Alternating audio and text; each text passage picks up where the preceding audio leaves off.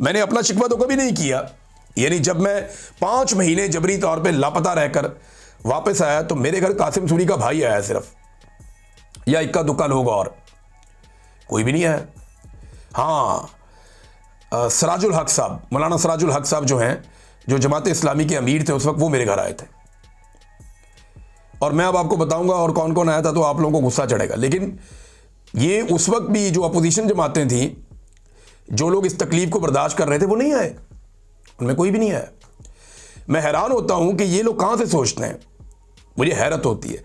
तो ये जो सहाफ़ी हैं जो जुल्म बर्दाश्त कर रहे हैं, जिनके साथ जबर हो रहा है, जिनके ऊपर झूठे मुकदमात दर्ज किए जा रहे हैं, कम से कम अपोजिशन को जाकर, या जो ये एक बनी हुई है तहरीक तहफ़्फ़ुज़ आईन पाकिस्तान, भैया आप ये ट्वीट छोड़ें ना, आप इनके घरों को जाएं, इनकी फैमिलीज़ को मिलें, इनके लिए आवाज़ उठाएं, एक प्रेस कॉन्फ्रेंस इन सहाफ़ियों के लिए भी करें, क्योंकि ये सारा दिन आपके पीछे अपने जूते घिसते हैं, सारा दिन आपके लिए काम करते हैं। गरीब लोग हैं, चैनलों में इनको नौकरियां नहीं मिल रही, ये लोग बेचारे बड़ी मुश्किल के साथ काम कर रहे हैं, मुश्किल हालात के अंदर जबर का सामना कर रहे हैं, तो इनके लिए आवाज़ उठानी चाहिए।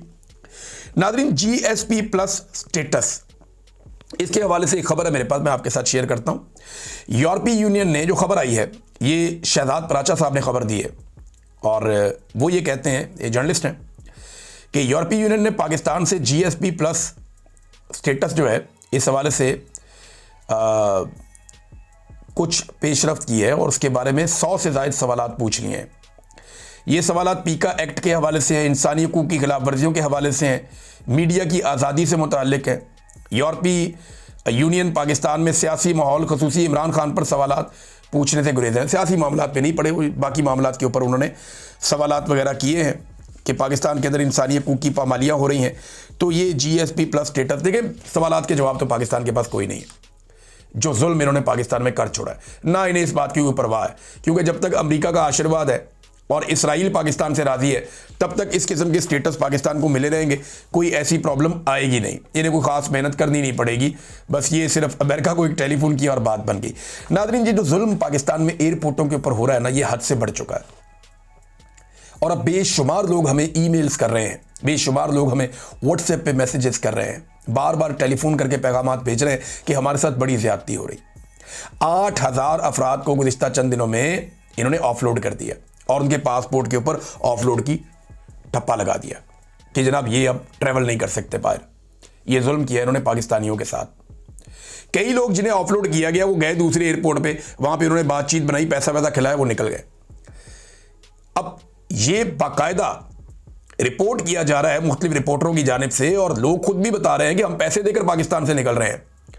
यानी FIA की इमिग्रेशन डिपार्टमेंट की चांदी हो गई है, उनकी मौजें लग गई है। अगर आपने पाकिस्तान से बाहर जाना है, ना सिर्फ आपने टिकट खरीदना है, वीज़ा लेना है, बल्कि सारे कानूनी कागजात पूरे करने के बाद आपने जनाब मिठाई के पैसे भी देने हैं, और वो 1 लाख से लेकर 3 लाख तक रिपोर्ट किए जा रहे हैं। 50,000 से शुरू हो जाता है, 1 लाख 3 लाख तक ये मामला जाता है कि जिस मुल्क में जिस जगह आप जा रहे हैं उस हिसाब से आपने पैसे जमा करवाने हैं।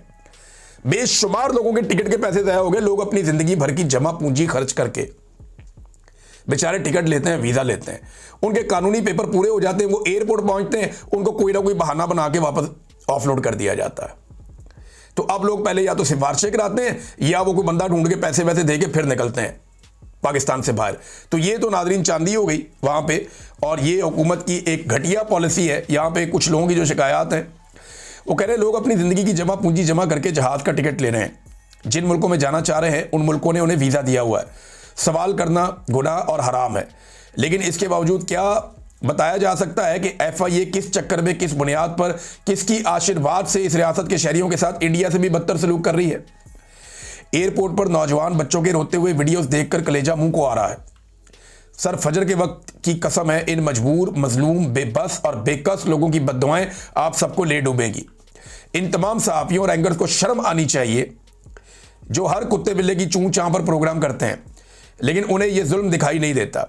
ये अवामी मुफाद की सहाफ़त के बजाय किसी के इशारों पर नाचने वाली जर्नलिज्म करते हैं। इसीलिए सहाफ़त इस मुल्क में आखिरी सांसें ले रही है। इन लोगों की वजह से अक्सर ज़िंदगी के बजाय मौत बेहतर लगती है। ये जनाब सबूक सैयद साहब ने एक लिख के उसमें तहरीर डाली है।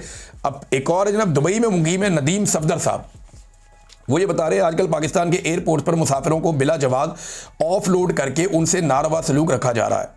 और खूब नोट छापे जा रहे हैं। गरीब लोग जो खलीजी ममालिक में मेहनत मजदूरी के लिए वर्क वीज़ा हासिल करते हैं, या वो बेचारे तालिब इल्म जो अपनी जमा पूंजी बेच कर किसी यूनिवर्सिटी में दाखिला लेते हैं और फिर मुश्किल तरीन जांच पड़ताल के बाद वीज़ा हासिल करते हैं, जब बड़ी मेहनत से टिकट के पैसे जोड़कर सफ़र की तैयारी करते हैं, इन्हें बेरहमी से जहाज़ पर सवार होने से रोक दिया जाता है। और अगर कोई मजबूर शख्स कुछ नज़र न्याज दे दे तो उसे जाने की इजाज़त मिल जाती है। भाई वीज़ा देखो अगर दुरुस्त है तो मुसाफिर को जाने दो। तुम कौन होते हो रास्ता रोकने वाले? किसी तालिब इल्म के ख्वाब तुम नोच लेते हो, किसी मेहनत कश की रोटी छीन लेते हो। देखिए, अब एक बंदे को कह रहे हैं जी आपके पास ड्राइविंग लाइसेंस है। वो भाई वो जिस मुल्क में जा रहा है उस मुल्क का ड्राइविंग लाइसेंस जाके ही लेगा ना, ट्राई दे के, कि इधर से लेके चला जाए।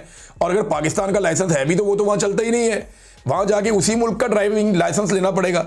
पाकिस्तान में बेशुमार लोग गाड़ियाँ चलाते हैं, उनके पास लाइसेंस होता ही नहीं और वो अच्छे खासे एक्सपर्ट होते हैं। लेकिन उन मुल्कों में जाते हैं, वहाँ ट्राई देते हैं और ट्राई दे के उनको वहाँ लाइसेंस मिल जाता है और उसके बाद वो काम करते हैं। और अगर कामयाब नहीं होते, थोड़ा सा स्टेटस चेंज करते हैं, दूसरा काम शुरू कर देते हैं। इसी तरह पाकिस्तान की सारी लेबर बाहर गई है, लेकिन इन्होंने मजाक बना के रखा हुआ है। अच्छा, किसी मेहनत कश की रोटी छीन लेते हो। शायद ये रियासत अशराफिया के मफाद के लिए वजूद में आई थी। गरीब आदमी तो यहाँ हमेशा से अशराफिया की खिदमत के लिए रखा गया है, इसका कोई पुरसाने हाल नहीं है। यही गलीज धंधा मेरी फैमिली के साथ भी पेश आया। हुआ यूं कि आज़रबाईजान घूमने का प्रोग्राम बना। हमने अपने कज़न की फैमिली से कहा कि वो वहाँ आ जाएं और हम यहाँ से पहुँचते हैं। होटल की बुकिंग करवा कर उन्हें भेज दी। हम वहाँ पहुँच गए, मगर पाकिस्तान में उन्हें लाहौर एयरपोर्ट से जहाज़ पर बैठने ही नहीं दिया गया। वीज़ा और होटल बुकिंग देखने के बाद उनसे पूछा गया कि कैश कितना है। उन्होंने कहा कि कोई कैश नहीं है। जवाब मिला कि कम से कम $1500 होना ज़रूरी है। आजकल प्लास्टिक मनी का दौर है, वो कहाँ बेचारे लोग कैश लेकर फिरे। पूरी दुनिया के अंदर हम घूमते हैं, यानी ये यूरोप के पूरे मुल्कों के अंदर कहीं पे कोई नहीं पूछता। वो आपके पास प्लास्टिक मनी होती है, आपका कार्ड होता है, मोबाइल के अंदर आपका होता है, उससे आप शॉपिंग करते हैं। ये अभी भी कह रहे हैं जी कैश लेके जाओ। हम इनसे मुसलसल राब्ते में थे और फ्लाइट का वक्त करीब आ रहा था। हमने फ़ौरन $1500 भेजे, मगर जब वो रकम रुपए की सूरत में मिली तो मुतल्लिका एहलकार कहने लगा कि डॉलर चाहिए, रुपए काबिल कबूल नहीं है। वक्त बहुत कम था। कज़न ने दौड़ धूप करके रुपए को डॉलर में तब्दील करवाया, मगर वापसी पर बताया गया कि साहब अंदर बैठे हैं, उनसे बात करें।